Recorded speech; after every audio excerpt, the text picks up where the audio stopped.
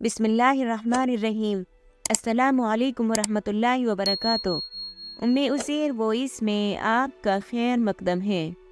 حضرت ابو مسعود غفاری رضی اللہ تعالی عنہ سے روایت ہے کہ میں نے رسول اللہ صلی اللہ علیہ وسلم سے رمضان کے چاند نظر آنے پر یہ ارشاد فرماتے ہوئے سنا کہ اگر لوگوں کو یہ معلوم ہو جائے کہ رمضان المبارک کی کیا حقیقت ہے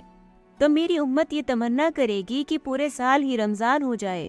ایک شخص نے عرض کیا، اے اللہ کے نبی، رمضان کے بارے میں ہمیں کچھ بتلائیے۔ آپ نے ارشاد فرمایا، رمضان المبارک کے لیے جنت شروع سال سے آخری سال تک سجائی جاتی ہے۔ جب رمضان شریف کا پہلا دن ہوتا ہے تو عرش کے نیچے سے ایک ہوا چلتی ہے جس سے جنت کے درختوں کے پتے ہلنے لگتے ہیں اور حوریں عرض کرتی ہے، اے ہمارے رب، اس مبارک مہینے میں ہمارے لیے اپنے بندوں میں سے کچھ شوہر مقرر کر دیجئے جن سے ہم اپنی آنکھیں ٹھنڈی کریں اور وہ ہم سے اپنی آنکھیں ٹھنڈی کریں۔ اس کے بعد پھر آپ صلی اللہ علیہ وسلم نے فرمایا کہ کوئی بندہ ایسا نہیں ہے کہ رمضان شریف کا روزہ رکھے گا مگر یہ بات ہے کہ اس کی شادی ایسی حور سے کر دی جاتی ہے جو ایک ہی موتی سے بنے ہوئے خیمے میں ہوتی ہے، جیسے کہ اللہ تعالیٰ نے کلام پاک میں فرمایا ہے کہ حور مقصورات فی الخیام، یعنی حوریں خیموں میں رکی رہنے والی ہیں۔ ان عورتوں میں سے ہر عورت کے جسم پر 70 قسم کے لباس ہوں گے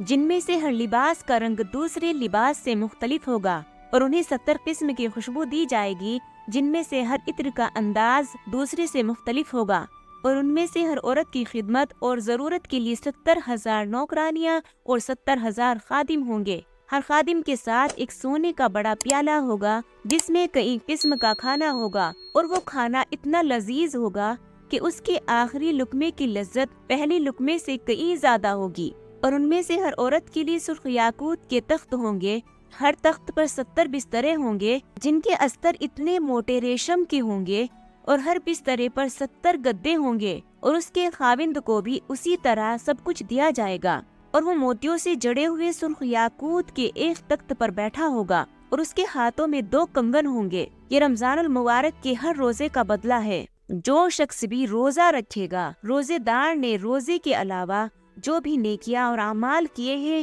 ان کا اجر و ثواب اس کے علاوہ ہے۔ مذکورہ ثواب صرف روزہ رکھنے کا ہے۔ حضرت ابو ہریرہ رضی اللہ تعالی عنہ سے روایت ہے کہ حضور اکرم صلی اللہ علیہ وسلم نے ارشاد فرمایا کہ جس نے شرعی اجازت اور مرض کی مجبوری کے بغیر رمضان کا ایک روزہ چھوڑ دیا، اگر وہ ساری عمر بھی روزے رکھے تب بھی اس کی قضا نہیں ہو سکتی۔